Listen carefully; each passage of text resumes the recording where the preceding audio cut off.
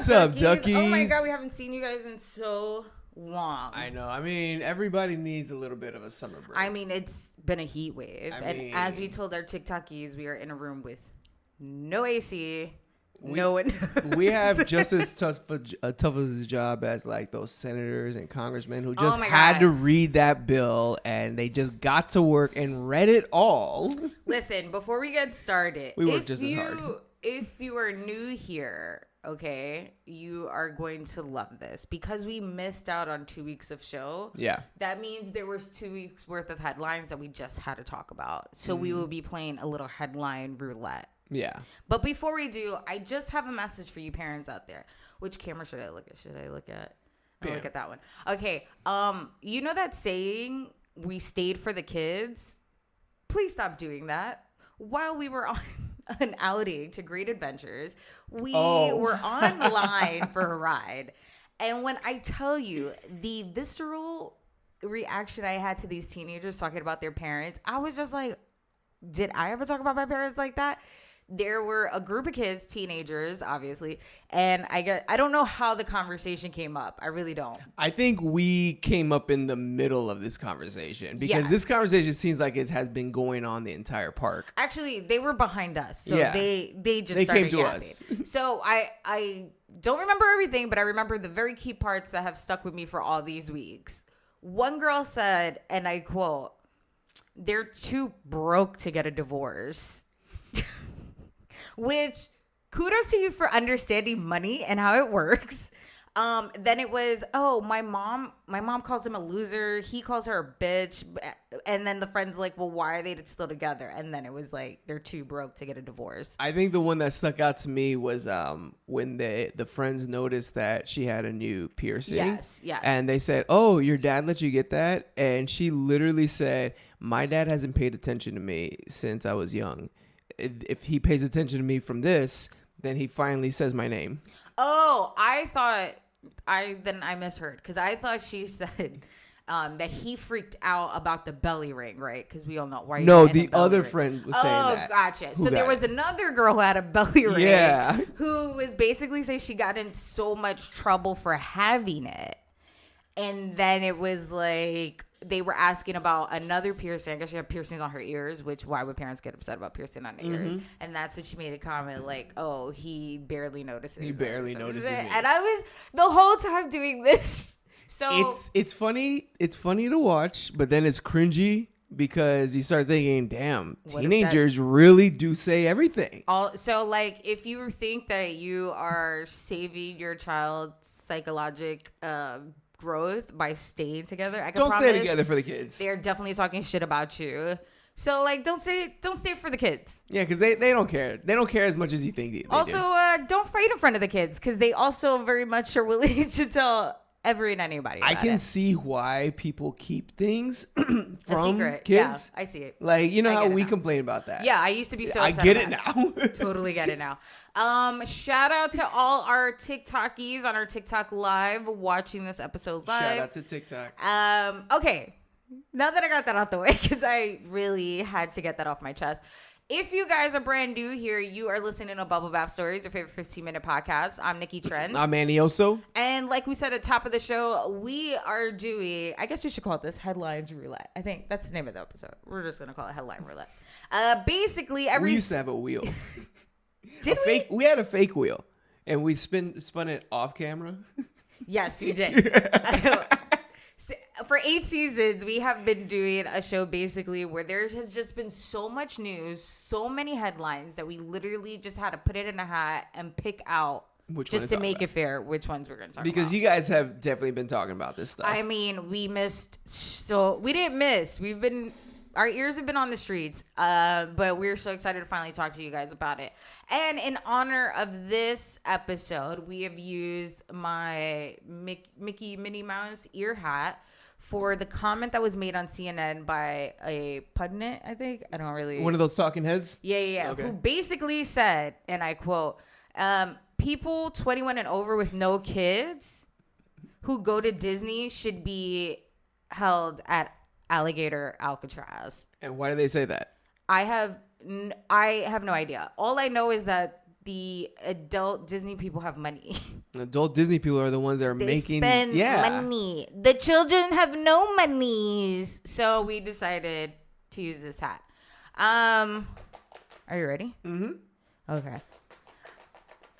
All right, we're starting, guys. Mayonnaise put his hand in. And the first subject of the day. I hope it's a good one. These are kind of bleak. Another embarrassing moment. Ooh, I wonder what that is from. I don't know why I wrote that.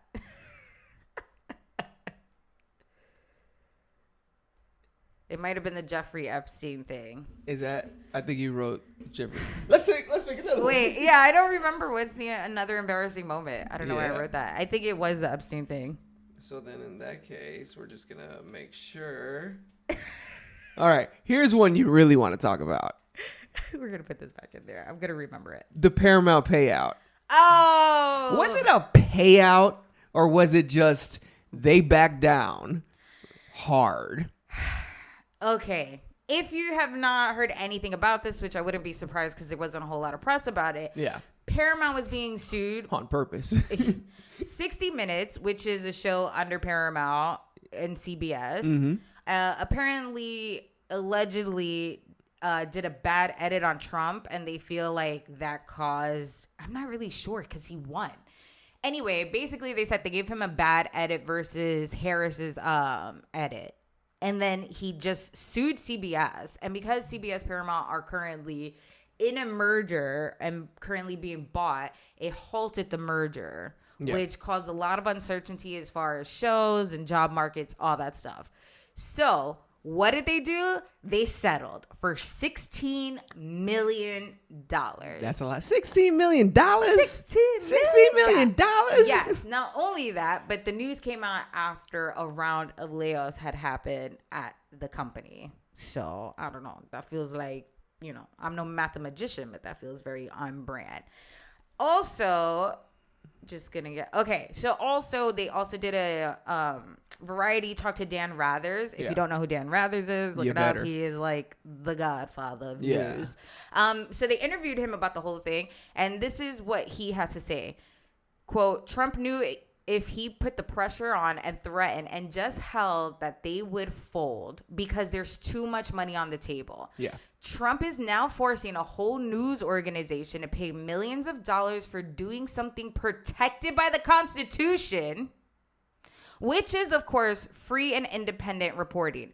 Now you take today's sellout, and that's what it is. It was a sellout to extortion by the president, who can now say who can now say when this ends? Yeah, because they were talking about this on a podcast for New York Times about how CBS has been through this before. Yeah. When it came to the tobacco lobbyists and how they were suing for information that was leaked. And so basically, like, when you think about this, it puts back into the spotlight the fact that these news organizations are going to not want to put things out. He also won the fucking election, so what is he complaining about? Like, if the edit was so bad, wouldn't he have lost? Isn't that the logic? I'm no mathematician. Like, they wanted to say that the complaint is that the edit caused an unknown number of voters to vote for Kamala Harris. But like you just said, they still won the state. Rathers went on to say, nonetheless, he said he wasn't shocked by Paramount Global settlement. The decision to strike a deal was widely seen as a critical step in receiving approval from the Trump-controlled FCC for Skydance, who's merging with Paramount, $8 billion acquisition of the media conglomerate. Yeah, and so basically, any kind of move is going to be heavily scrutinized based on the fact that, like, they got to get approval from the government. Well, yeah, it's gonna be censored because any kind of news. They're not gonna. The standard here is that somebody as high as the president, who's not supposed to be having extra money, that's what I'm been told, can sue. But I'm really hoping that God himself shows all these people to also sue him for civil. Like, remember how he got charged on that rape case and he's supposed to pay, I forgot what her name is. I know it's Carol, like an absorbent amount of money. So if he gets this settlement money, where does it go? Doesn't it go to the people who are suing him? So the money is supposed to go to Trump's Future Foundation, which is basically his bank account for when he gets out of presidency. And on top of that, you can't sue him once he gets out. They already passed that, saying you can't sue him for stuff he was doing during presidency. Bullshit. Yeah. Okay, next. We'll talk about that more. Also, I know what the embarrassment moment is, by the way. We'll talk about that later then. Imagine I get it again. All right, let's see. Oh, Medicaid. There's new rules in order to qualify. I'm very excited to hear this as I am currently on Medicaid. So because the change is so new, and this is part of the big beautiful bill. Yeah, the big beautiful butts. I mean, big beautiful bills. Because the change is so new, there's so much that we don't know yet exactly what's going to happen and what people are going to need to qualify. But a lot of folks are talking about this 80-hour requirement for work. So the problem is that with Obamacare, they ushered in a lot of folks who didn't have kids and weren't elderly and didn't exactly qualify for Medicaid. Yeah. And so this bill is targeting those people basically to put all that huge group of people back into non-healthcare in a non-healthcare status, right? And the whole there's this whole notion that people are lazy in America, right? And that people need to get a job, and that because there's so many jobs out there. Nobody's getting laid off left or right. And so the whole notion is that they're trying to tell people, oh, we just want to get people back to work. But what work? Yeah. There's no work out there. Yeah. And so the folks who are struggling and are just making it to qualify for the Medicaid because they got no kids and they're not elderly, right? Yeah. Now they have to do all this extra work online and registering all their work hours. Imagine if you're working like a cash job or a gig job and the stuff that you already have to account for. Now you're going to have to do this on this new platform, which historically government platforms online always work, right? I can't. Unemployment has been working. Yeah. I can't complain about that system. Yeah. But I will say this, as somebody who's on Medicaid, I was on Medicaid because I was in between jobs. But before that, even though I was working, I wasn't getting health insurance. And so I remember when I had qualified, they said, oh, you basically make too much for somebody who doesn't have it. It felt like I was getting shamed because I didn't have kids. Yeah. But also 80 hours. 80 hours isn't a lot. It's not. It's 80 hours a month. You said a week, which is why I was like... It's 80 hours a month, which isn't a lot. Most working class people do that. Yeah. But we're not talking about most working class. We're talking about the big, huge group of poor working people who can't make that, who can't account for that kind of stuff, you know?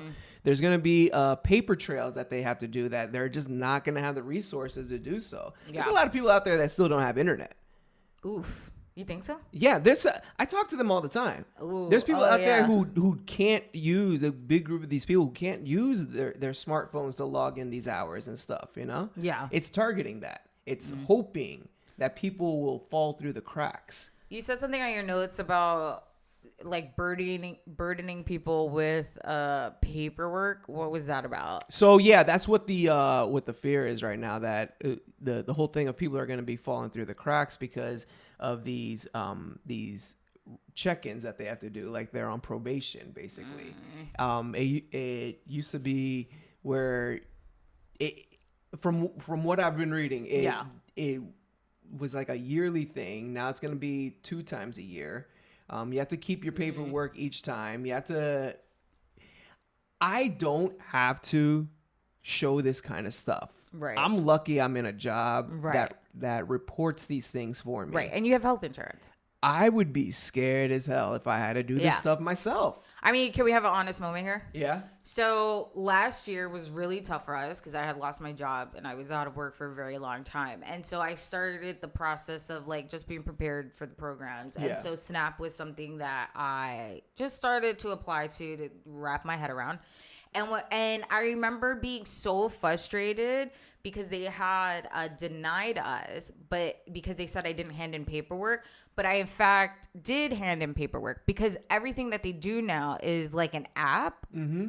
And so you upload everything, but they were telling me that things were missing, even though the app was telling me that it was there. And I remember I got so frustrated, I just stopped. I didn't follow up. I didn't do it. I was just like so frustrated that I couldn't get anybody on the phone. When I did get somebody on the phone, they were basically telling me that it wasn't there, even though I was looking at it. And there was no other way for me to fucking get it to them because everything had to be done through that. And I just remember like shutting down. You think they're gonna like force people to get these Trump phone plans so that they can log in their stuff? Oh my God.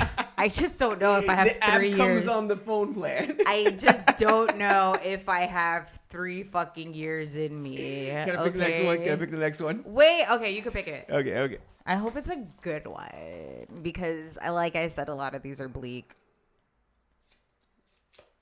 Come on, Vanna. This one, you guys need the explanation for. I'm going to cry. Can you guys see this? Tiny Chef is fighting for his life. First of all, let me fucking tell you, I'm going to cry. Let me tell you how I came across this creature. Tiny Chef is a show. Stop, don't do that. Stop, I really am going to cry. Oh my God. I am going to cry. Tiny Chef is this kid's show, Nick Jr., right? It's on Paramount. I know you've never heard of it because I never heard of it, right? And I know we have nieces and nephews. We know about the kids. We know about the Peppa Pigs and the Blueies and the Paw Patrols and the Bippity Doops and the fucking Coco Melon. I've never heard of Tiny Chef. So I was scrolling and so we just talked about how Paramount has a merger coming up and how Skydance is also merging. Yeah. So because of that, a lot of shows get axed because there tends to be a lot of doubles. So some things get axed and some things stay. Yeah. Tiny Chef is a stop motion animation children's show. It's about, I don't know what kind of creature. He's just a creature. He's made of felt. A little plush doll. Yeah. And walking and talking. And he cooks. That's it. And he lives in a tree stump. He teaches kids how to cook. He's sassy. He's fun. Like, and just it's love him so much. Loaded with celebrity guests. Yes. So it turns out that Paramount canceled the show. They were coming up on the end of their contract, and because the merger was taking so long because of the settlement and all this other stuff, Paramount unfortunately called the creators before their contract was actually up, basically saying, guys, we can't ask you back. We don't know what's going on with this merger, whatever. The creators were very grateful that they told them ahead of time instead of allowing them to run out on their contract. But because of that, the show is canceled. Yeah. The genius of it is it wasn't like, oh, our show's canceled, we're going to go into oblivion. What they did was they made a scene where Tiny Chef is receiving a call. I'm going to cry. Where Tiny Chef is receiving a call from Nickelodeon, and Nickelodeon's breaking the news to him that they are canceling the show. And so you see his reaction to what it's like for his show to be canceled. And so I am going to cry. You guys have to see the video. I know that it's all over TikTok and all that, but I also posted it on our TikTok. Anyway, long story short, that comes out. Then all of a sudden, all these other clips come out, especially a clip of where he first gets the show. So they show his journey of shopping the show around and constantly getting rejected. And then they show when he finally got the deal from Nickelodeon. How excited. And how excited he was. I am really fucking crying. And how excited he was to get it. Yeah. And so a lot of people online were just like, first of all, we should see actors and creators' reactions to their show getting canceled. Like, it's, that's such a traumatic thing. It's part of their real life. And we should see that. But also, why have we never heard about this show until now? 3 seasons in. Yeah. Yeah. Until this specific, like, this one clip that they put. Now, as somebody who works in the industry, I know that animation is expensive, Yeah. but stop motion animation is extra expensive because they are literally, everything is a live set. There's nothing CGI about this, okay? So that costs a lot of money, and that's a lot of overhead. And so you're watching this, and I think I did some deep reflection. The reason that I got so emotional about it, because some dickbag on TikTok thought I was drunk. The reason I got emotional about it is because going into 2024, a show that I was working on got canceled. And it was like the first time I ever experienced anything like that. And so seeing how this character, this make-believe character, reacted to his show being canceled, it just brought me back to finding out that a show that I was on also got canceled. Yeah. And so as somebody spoke to you. Yeah, and as somebody who's in the field, the whole thing just spoke to me. Because you know what the real breakdown of it is. You know, it's a lot of politicking. It's just whatever. Mind you, I had only known about Tiny Chef for like 48 hours. I knew so much about him, and I only knew of his existence for 48 hours. That is it. So I did a TikTok of it, and I was just crying because I was crying when I was watching the video, and then a day later I was trying to tell you about it, and I was hysterically crying. We were having a great time. We were laughing. We were giggling. You just started like, oh my God. I was like hysterically crying. And so the more, obviously I kept up with it. And so because of all the fanfare and all the reaction that that video, the first video got, the creators were able to raise over $100,000. And so there's this rumor out like, oh, Tiny Chef is saved. And the creators had to basically say, no, it's not saved. But the $100,000 is going to allow us to be able to do social media clips and like the TikToks and Instagram. Which is funny because I remember talking to you like, we need to make him a TikTok star because then he can get brand deals. Because 100,000 isn't going to save a show. Right. But then you're like, oh, he's going to get like 100. We make him a TikTok star and then Paramount's going to ask him back for brand deals because that's just what they do. It's going to be great. But then you find out, oh, it costs a lot of money just to do like a 2-second clip. Yeah. So you're just like, exactly what I just said. Because $100,000 ain't gonna save the show. It's not. It's just enough for it's gonna save an episode. It's just enough for the social media clips. And so I'm just excited for them and for the creators. Manny finally made me watch it. Oh, by the way, I had never seen an episode. Yeah, I had to after all the talk she was doing and after listening and seeing those clips. I was like, let me watch an episode so we can just tell our app and algorithm we actually watched it.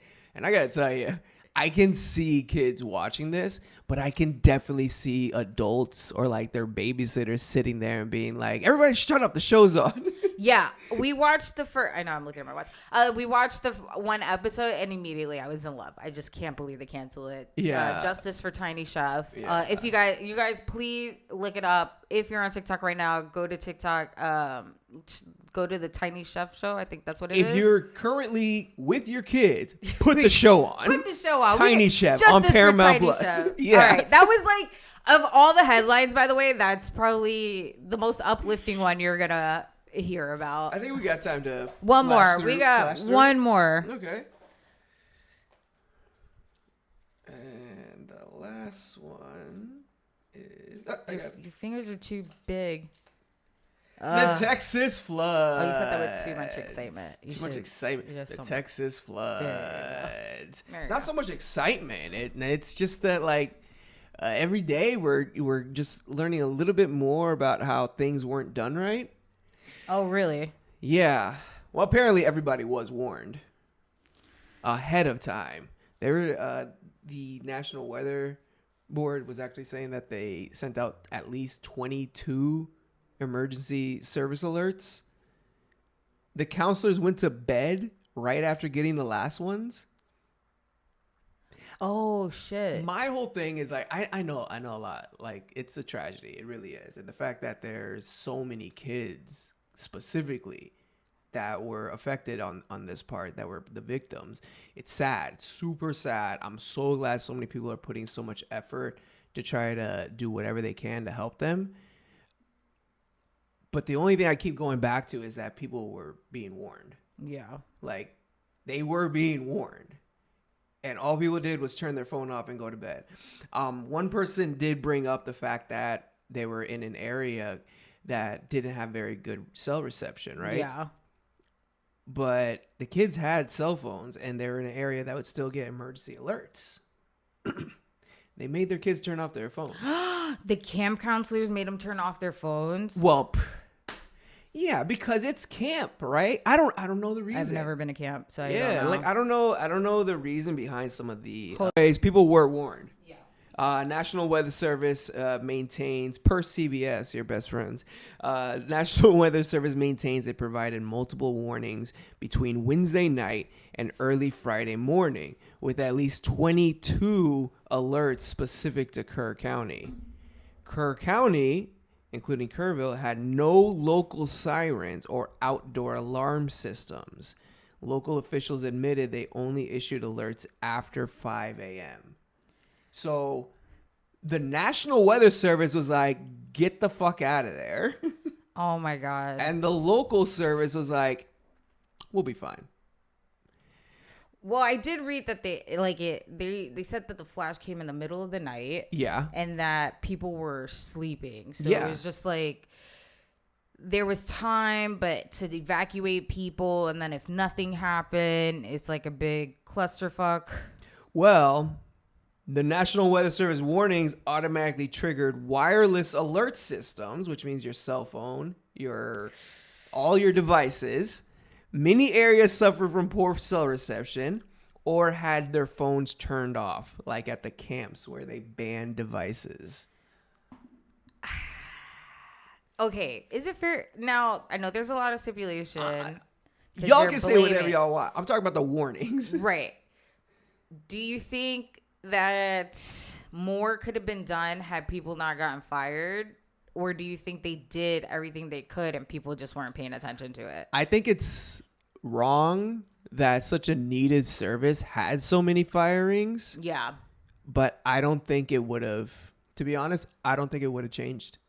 I think there's people in certain areas that are just so stubborn and think they know better. Yeah.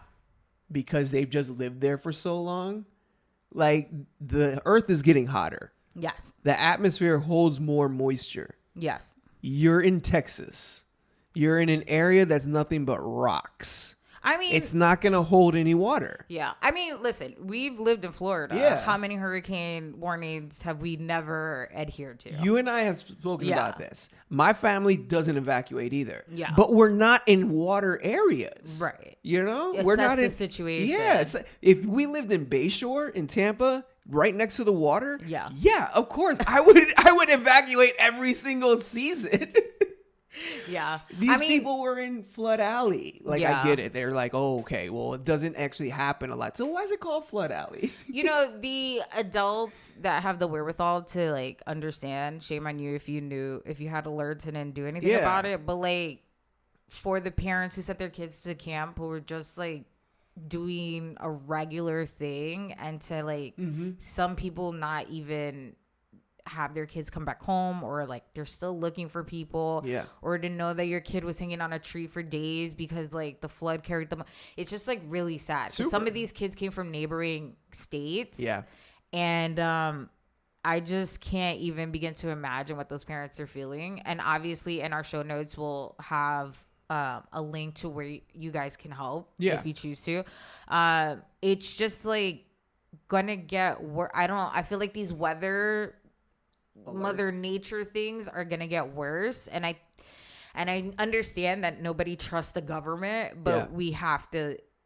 This is like this feels like it could have been avoided. I mean, we do have a huge hurricane season coming up for us, and just for the record, with the National Weather Service, 600 plus employees left between January and April 2025. 850 to 880 employees were fired under the Project 2025 orders. 1,029 additional buyouts and resignations happened after those departures. And across the country, nearly half of the 122 field offices experienced 20% reduction. And most of these places no longer operate 24/7. Weather happens in the middle of the night, folks. I don't know. It's like sad. I told you guys. It's gonna get worse. It's gonna get worse. So please pay attention. Like, and pay there's attention. no FEMA, right? No FEMA. Like, pay attention. That's it. That's all we can tell you is pay attention. Just because in the earlier years you never had to do it, guess what? Like, the Texas didn't have a hurricane for 20 years. Hurricane Harvey. New York never used to get tornadoes or earthquakes. Guess what the fuck we get now? Like, we got an earthquake last year. It's changing, and you guys, it's up to us just to be smart about it. And us, I think, is like us is the very key word there, because there's no national service anymore. Yeah. It's just you and your community. Kerr County, Kerrville, like, it was just them. Like, they're getting help from everyone now, but there's no national service. Yeah. It's just us now, you guys. Before we wrap things up, a couple of the headlines that we didn't get to talk about. Diddy was found guilty only on 2 charges, 2 counts of transportation to engage in prostitution. Don't know how that's on. That's an episode in itself. Anyway, he was denied bail. Even though he only has 2 counts, he was denied bail and will be sentenced in October and can get up to 20 years. I hope he gets up to 20 years. Also, to the people who are suing Cassie, what the fuck? Are you not bold enough to sue Diddy? Because why would you sue somebody who was a victim? And the fact that everybody thinks that she wasn't a victim is trash. Another thing, Alligator Alcatraz, aka Florida's concentration camp, aka the new Disney World, I guess, because people are taking pictures as if it's an attraction, has already flooded. I am not wanting to be friends with the person that wants to tour that place. Yeah, has already flooded. They're selling merchandise, and on the opening decided, let's invite nothing but Mexican food truck owners to this. So shame on the food truck owners. I don't even know if I should blame the food truck owners, because I don't even know if they got all the fucking information. Yeah, they probably didn't know where they were going. But how fucking ballsy of you that you want to ship these people out, but you're more than happy to enjoy their food. Another one that we didn't get to was the Jeffrey Epstein of it all. As of this recording, it had dropped that all of a sudden Epstein did kill himself and there was no client list, and therefore, what's her name? Gresham Maxwell is in jail just cause. She needed a break. Yeah. She's just in there. And I guess all those girls that said that they were assaulted, they were just lying. I guess they were just lying. Also, those influencer binders that you gave them, I guess they had nothing in it. Turns out Epstein Island was just a resort. Yeah. All that stuff you redacted, it was just for fun. You were bored. You were just and also, redacting things. those 2 security guards that are being questioned because Epstein killed himself. Yeah, I guess they're gonna be free. Yeah, I guess they're fine. And Pam Bondi and the FBI and all those other fucking losers. Yeah, no, I'm sure they're great at their job. Even though they said they had everything. Even though they said there was parts of it that they couldn't release because the images were so gruesome of child pornography. But again, there's no client list. And it turns out he killed himself. Prince Andrew, apparently he's a nice guy. Apparently we all had it wrong, even though they were telling us that they had the files. Yeah, so we were wrong about the files, guys. Maxwell's getting out of jail, and Netflix fooled us all. Apparently. Just fuck. Again, more information comes out, we'll obviously do a show about this. Yeah, definitely. And the embarrassing moment, NYPD decided to blast on Twitter that we had 1 day of no violence or homicide, and it turns out they were wrong. They were wrong. There was at least one phone call went through. So, y'all couldn't wait till July 5th. Couldn't wait till July 5th. Just went right too soon for their britches. Yeah. All right, guys. Well, we are so happy to be back into the flow of things, even though we had camera trouble. At least it wasn't mic trouble. Yeah. If you guys want to know what we're up to, you can hit us up on YouTube, Instagram, TikTok, and Facebook at Bubble Bath Stories. You can find me at Got No Time for This on Instagram. And you can find me at Nicky Trends. And if you guys want to hit up the website for some merchandise, you can go to bubblebathstories.co. And if you are looking to vet, give us a compliment or a complaint. Tell us something that you think is worth talking about. You can hit us up on our hotline at 347-878-1144. And guys, if you want to see my Tiny Chef video, please go to our TikTok at Bubble Bath Stories. Make her go viral, guys. I think that is the video that's going to make us go viral. Anyway, guys, we are so happy to be back. Enjoy. Stay hydrated, stay cool, and we'll see you guys next week. See ya. Bye.